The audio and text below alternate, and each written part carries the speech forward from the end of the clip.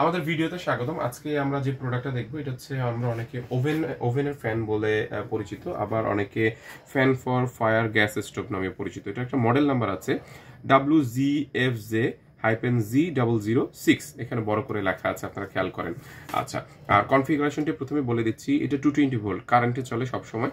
পাওয়ার হচ্ছে 25 watt, ampere হচ্ছে 0.14 ampere, আর speed কিন্তু খুবই হাই স্পিড, 250 RPM। আমরা স্পিডটি একটু পরেই দেখাচ্ছি। আর ডেলিভারি পাইপ বা যেখানে আপনার এই ফ্যানটা কানেক্ট হয় সেখানে মেজারমেন্টটা দেখা যায় ভিতরে এটার মাপ আছে 2 ইঞ্চির মতো। হ্যাঁ, আপনার স্টিল টেপের মাপটা দেখলে দেখবেন স্কোয়ার ভাবেই আছে 2 ইঞ্চি, আর আউটে এটার বডি আছে 3.5 ইঞ্চির মতো।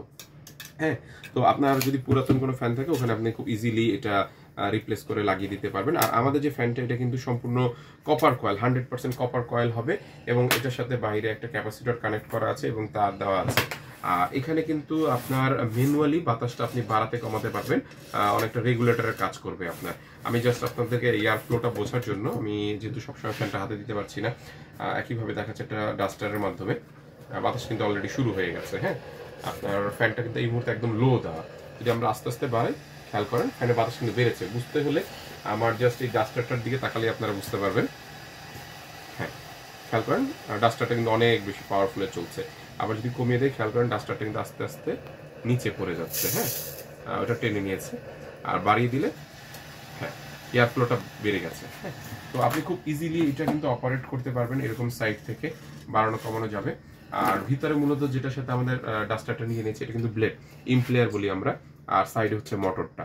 সো এটা মোটরের পার্টটা আলাদা, ব্লেডটা কিন্তু ভিতরে। সো এটার উপরে চাপ কিন্তু পড়ে না, মানে যে গরমের কোনো চাপ পড়ে না আলাদা কোনো কিছু। হ্যাঁ, তো এটা ছিল আমাদের ওভেনের ফ্যান। আমাদের ভিডিও দেখার জন্য ধন্যবাদ।